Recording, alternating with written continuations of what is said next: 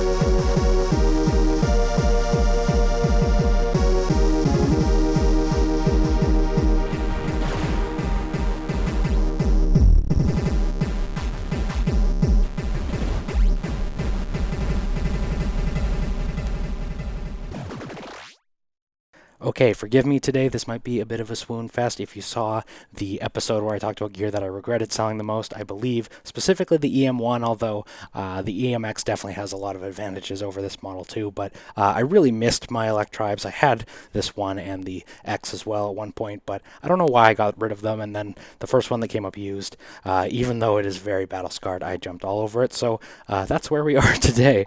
But yeah, it's a digital groove box. It has many drum voices, two synth voices. It's kind of like a best of the whole series because it was the last one, I believe, out of all of them. There was the synthesizer Electribe, there was the drum Electribe, which is the classic red one, and this is kind of like a best of. And all of the digital wave shapes on here are all so late 90s and early 2000s, and maybe it's just I don't know how I'm wired, whatever you want to say about it. You're going to love those sounds or you're going to hate them. I feel like there's no one out there who's going to like listen to anything that nostalgic and look at it with like ambivalence. I feel like you're going to love these or you're going to hate them. So, personally, I fall in the absolutely adoring them category. Liquid drum and bass. I don't know. Like, there's even some jungle samples baked into, which is crazy. I love this thing. They even like call out some of the presets as like being two-step. Like that's just like all of those 90s, early 2000s genres. And there is a sample-based Electribe from this generation too. But this just comes with like all these samples that I love so much that are so of the era that it was made in.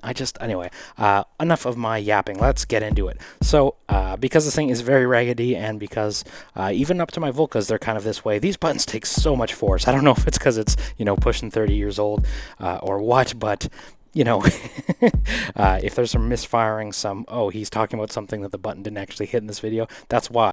I'm going to try and avoid talking about the successor to this one. Hopefully there'll be an episode someday on that. Someone will lend me it or something, but this is kind of a staple of all these Electribes is this weird two-row sequencer thing, and I don't knock them for this. I feel like this inspired so many of the things that are similar to it. Like I'm thinking the Electron sequencers. I don't know specifically if they are or are not. But what you want to do when it comes to this one, make sure if you're standing on a drum track, this will step you through the pages.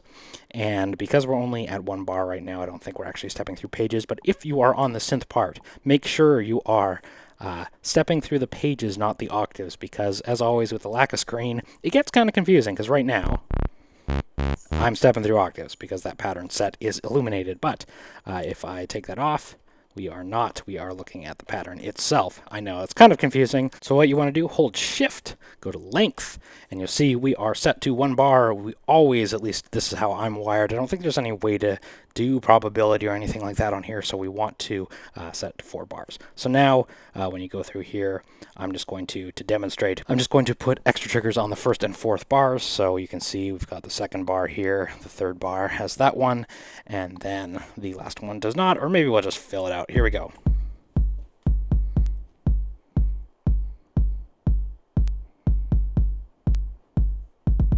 Yeah. You know, later on, Electrons would have that view on the right hand with the 4 bulbs or 8 and the newer ones, where the one you were standing on was kind of dimly lit, and then the one that was currently being played was more brightly lit or flashing or whatever the reason was. But just know that's the weird 2-row setup when it comes to Electribes. Now, the other thing, the macro, I guess here, your pattern select, we're going to be working in this D 63 pattern. That's fine. Tempo, I like it a little faster. We're going to go up to 140 BPM. And then, I don't know, for whatever reason, the wave selector is in the pattern view. Maybe it's just because there's nowhere else to put it. This grid of this grid of settings is very 90s, but actually works really well. Like, it's really easy to know, like, when you're standing on the pattern, the first option is pattern. Second one is tempo. Third is wave. When you're standing on step edit, there's your motion dest, your motion value, your gate time, your note number, all those things. I don't spend too much time in here, if I'm honest. I kind of just opt for simplicity. Song mode, again, I don't really opt into that too much. I am much more of the muting and unmuting stuff, which we'll get into in a bit. Global settings, I want to show you one thing on here while we're in here just to talk about it. There's a global setting for write protection, which is always like impossible to find. You just come in here. I've turned it off already to get it ready, but hold Shift, hit protect on the 16th step, turn write off. I think it's like on by default for even blank projects. Don't do that. Don't hit write, hit the same button again, and that's off. So if you want to save, let's go to pattern. We will go back into our wave. We'll just hit write. We'll save this, and now if I leave this pattern, my settings are saved. Right. Anyway, now the waves. There is hundreds. Well, I think there is 144, yes. Different samples on the drum side of things, and 50 waveforms on the synth side of things. Now, there's no way to modulate through these or anything. You don't really need to, but the stuff that is on board here, like I said before, is just awesome. Like, here's some kicks. Yes.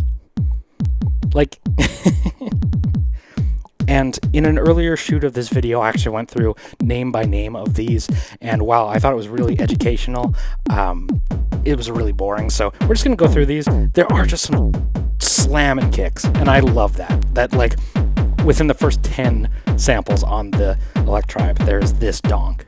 And I know I'm kind of being humorous about it, but, like, I genuinely love that. That just, like, what is the EM-1? It's that. And there's lots of, like, sample sounding ones. Like, here there's even, like, a little bit of an amen in there, right? Yes. I believe the Audio Pills video said this was 90s cheese, and like I said, you're either going to love that or hate that, and I adore that. But behind all of that is really a great groove box, too. So to me, there's no downside.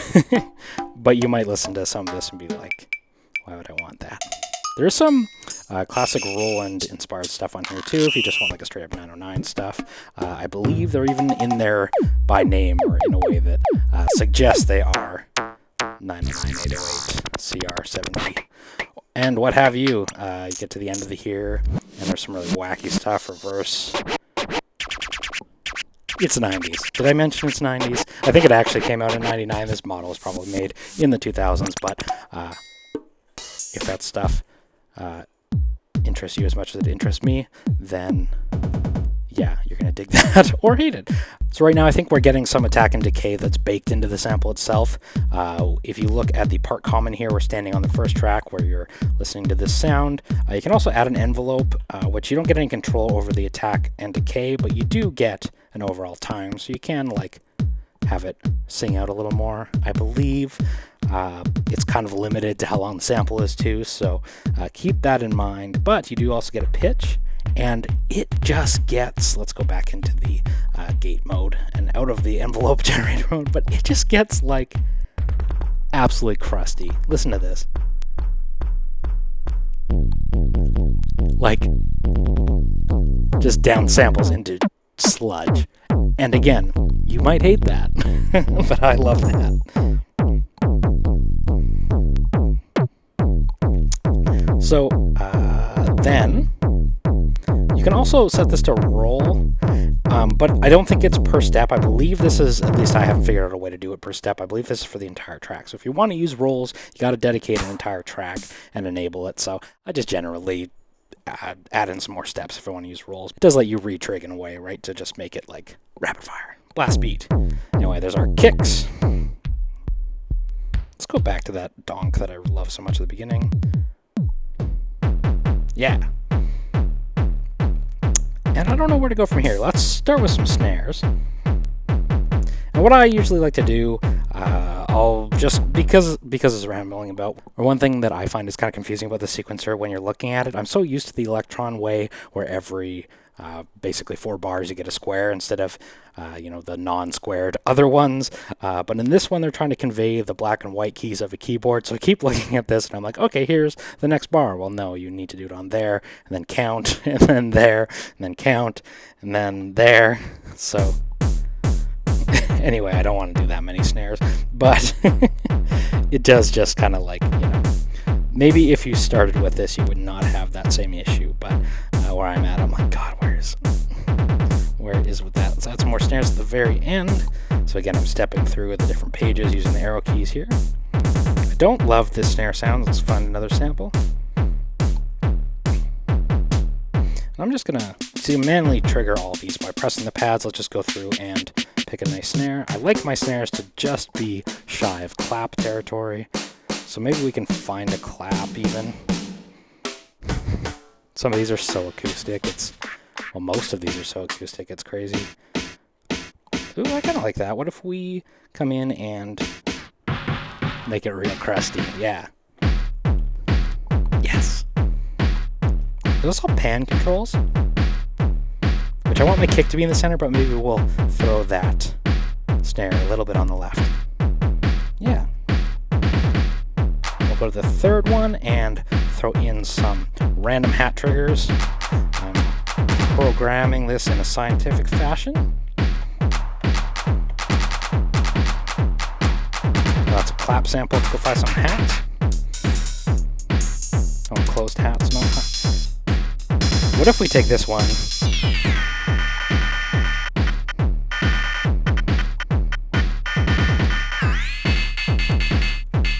I think maybe this is a good time to talk about motion sequencing. So motion sequencing is an awesome way to modulate things in the absence of like LFOs or modular things that we're used to. There's no envelope over any things except like, obviously the amp envelope generator here, but you don't get any LFO or envelope control over the pitch or anything. What you do get is motion sequencing. Hit record, hit motion sequence, hit play. And that's probably too much. And you'll see that stopped when we went through an entire set, but if we play now, that's really fun and jammable. And when you're doing it live, it's really fun to start with like just maybe even have an entire sequence ready with everything muted, bring in some more elements, and then motion sequence them on the fly. It's just like turning, maybe that's why I love it so much. It's just like, for me, lack of talent, writing a 4-bar loop, turning it into an entire performance, dragging it out into a techno thing for 20 minutes is what I love to do. And I love doing it here. And I think you can do that for all of these things too. So yeah, maybe we want to pan this over to the right a little bit so that snare's on the left. And you can switch between trig hold and smooth and off, which is nice too, right? It's not like you can disable it temporarily without disabling it completely. So here's our smooth mode we were in before. Trig hold. See here, every hit is catching a different spot where the modulation was. So I'm just kind of getting like stepped random modulation. Well, it's not random because I programmed it in, but you know what I mean. Yeah, actually that for the hats, that sounds nice. It feels like each hit is like, different velocity. And on that note, maybe we'll talk about the accent track. It is unfortunately not per track. It is a global accent track for the drums and for the synths. Right now, all of them are on, but we can, let's just go in here, and I have to do my counting again. We'll just put an accent on every 4-step. I don't know how much you want to use this, honestly. I haven't, except for preparing for this video, I've never used any of those accent tracks. But, I don't think there's a way, maybe there is. Here, let's try that. If we put accents on the first one, we can control their level here. Yeah, okay. So you do get some control. Interesting. Okay. No effect, obviously. No roll, no amp. Just level. Make it really short. Make it really long. Pitch doesn't do anything for the accent track, but we'll get out of there. Actually, this is alright.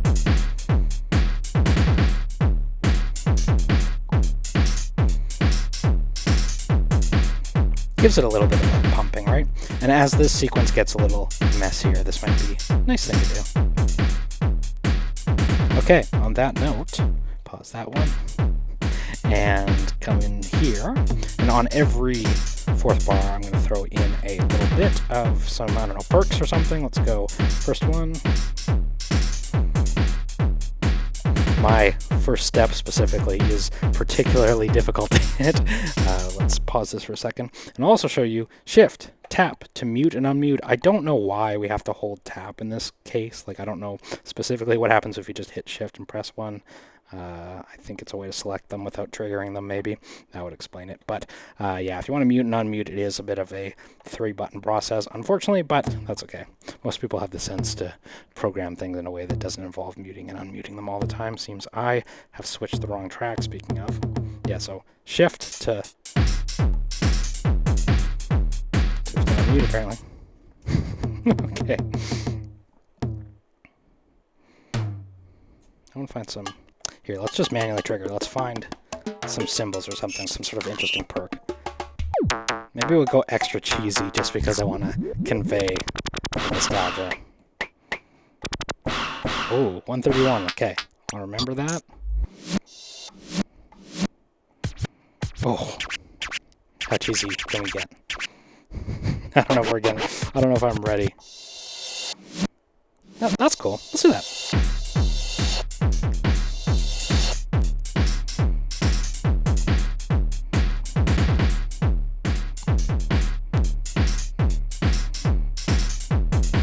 Those other ones. Yeah, that's the other weird thing about this thing. It forgets your mutes whenever you stop it for some reason. So if I hit play again, everything unmutes. Well, that's kind of a weird quirk. Come in here. Maybe that's what unmuted them before. Hit play. Yeah, weird texture. Let's put that back in.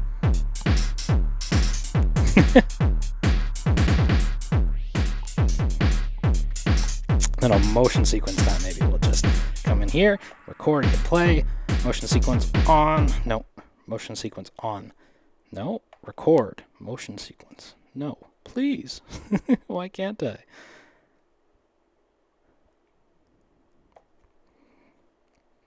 I think this illuminates, I thought. Maybe not.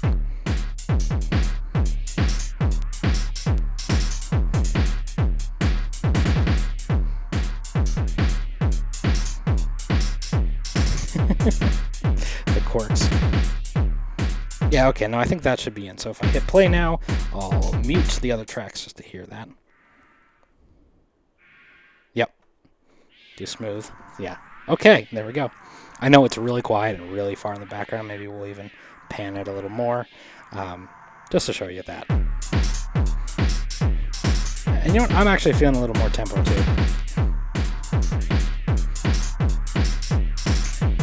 Okay, that's enough drums for now. I believe the 5th ones have 2 different parts that choke each other, as you hear here. I think 4 tracks is plenty, at least to get us started and keep the video under 2 hours. We'll go into the synth part now. And again, you have to press this pattern set button to jump between keyboard mode and nod. It's kind of finicky in a way, but do I have this muted now? No.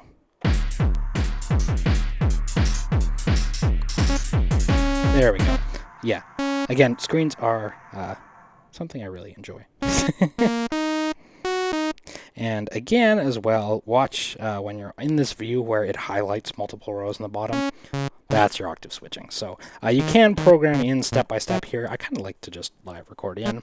And again, this keyboard layout is black and white keys, but all in one row. So just know, basically, you have C here, C sharp, and so forth. One easy way to make really easy bass lines for an idiot like me is to stick to the black keys. Even if you're in relative minor or something that you are actually trying to create, then at least you're always in a safe zone, at least while you're making a video demo. So let's just do that. We're going to hit record and hit play.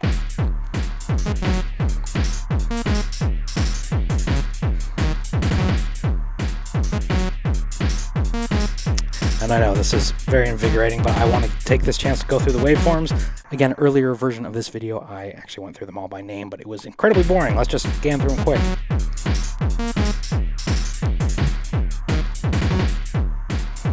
And you know what? I don't think this is quite dense enough. Another classic bassline thing is to octave jump, so I'm going to use that opportunity now to hit record and hit start, and we're going to fill in some more.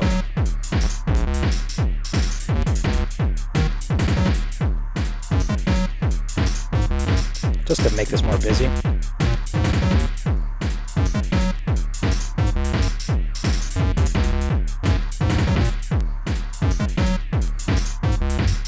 through some different waveforms.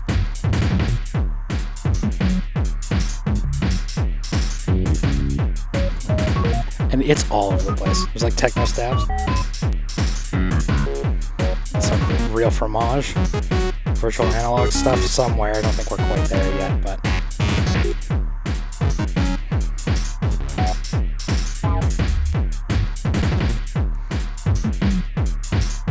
I want some, like, sinusy stuff, probably.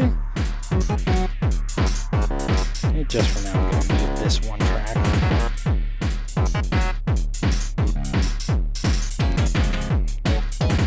Yeah.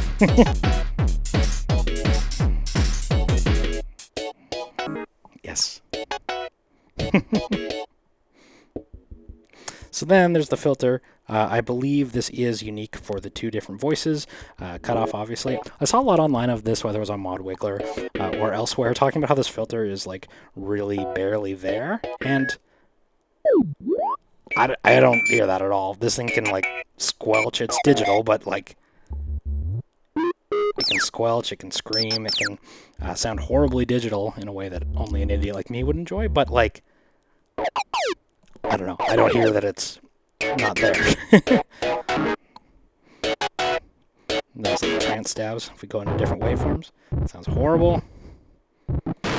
Oh, that's noise at the very end. So you can also layer these using the two different tracks. Oh, there we go. There's... Oh.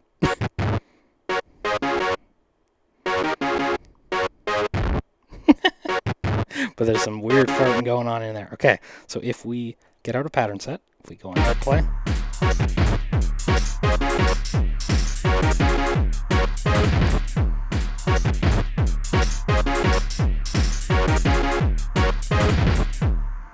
yeah. And the other thing, because I'm like attempted to clear this bass line to get into one octave that actually sounded decent, it's so confusing on here to go here and I'll say, okay, I want to clear part. So I go shift, clear part. But then it doesn't clear it.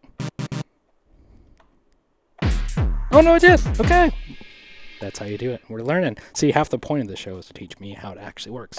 Here we go. Let's live record again. So no, hold on. Let's make sure I'm in the right octave. Oh, just, again, whole video. It's monophonic. I don't know why I'm trying to play a triad. But if you like that sound, you'll like the Electribe.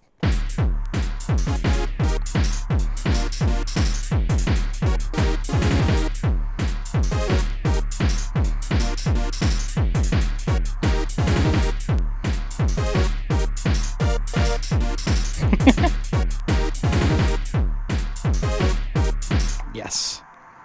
Let's make, we'll use the amp to make this longer. This is what I'm trying to do. And yes, I probably in the past have gone specifically for like the jungle samples with access to the manual, but I want to show what this thing can do. You also get 2 synth parts. I'm probably, for the sake of brevity, going to stick to this one because I like it, but let's go. Filter. Envelope generator for the filter. You can open this up on your own, but really, filter motion is so important. Get it to a point where it's not cutting off too much, and then use that envelope to open it up. Here's how it sounds with the drive off. Crank up that drive. And it just sounds crusty in a nice way. I'm still just thinking about that comment that was like the filter doesn't really do anything. I don't hear it. Last thing I think I should go over here as well is the effects section. The thing that sucks about the effects section, it's only one sort of global effect per everything. You don't get to choose the level of the effect send. It's not an insert effect. It's kind of on or off for all of them. So if you don't have any self-control and you just go crazy with it like me, you can, like, you do get 2 effects. So you get a delay. So if we hit play now.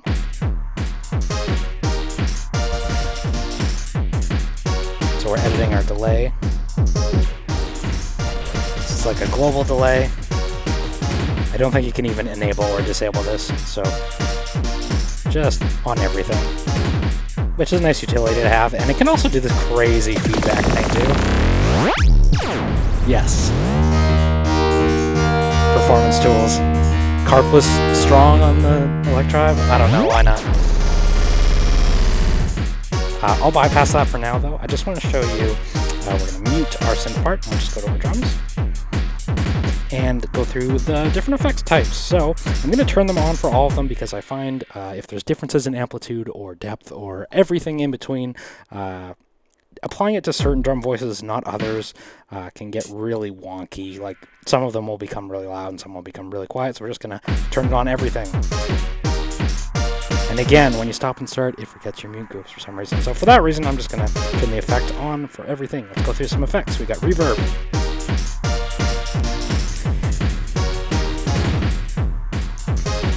And this reverb,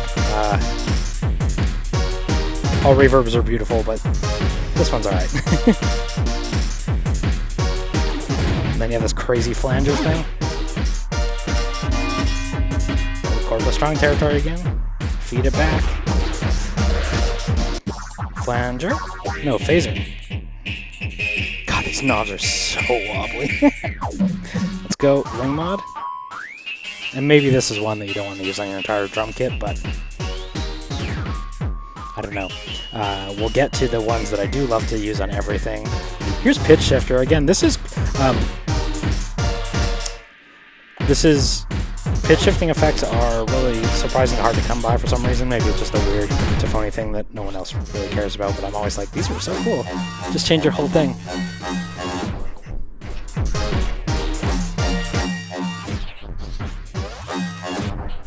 Yes. Compressor.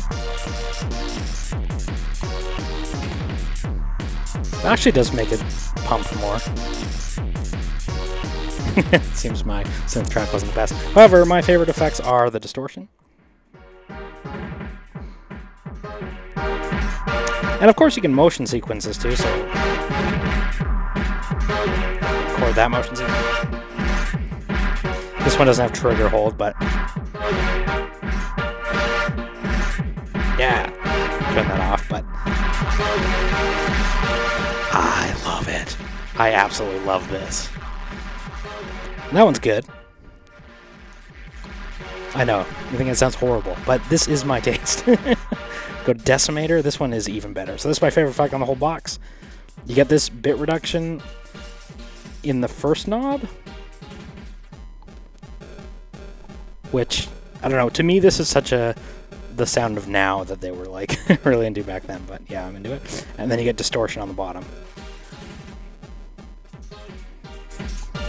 Yes. I wish Electron boxes had this. I bet there's, actually I think there is on the Digitone now, but oh, I'm changing the wrong knob. But yeah.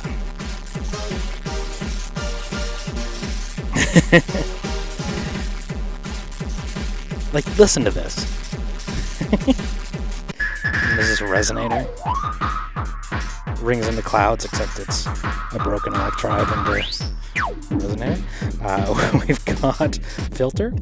This filter I'm not a huge fan of. I'm like, oh yeah, DJ filter, high pass, low pass. No, it's just like a low pass on the whole thing with the resonance control on the bottom. Yeah, it's alright. Maybe you do this to your kit, but with the other things, this is the mod delay, which has this cool stereo ping pong thing. I don't know if this is in sync though, but super cool. Yeah.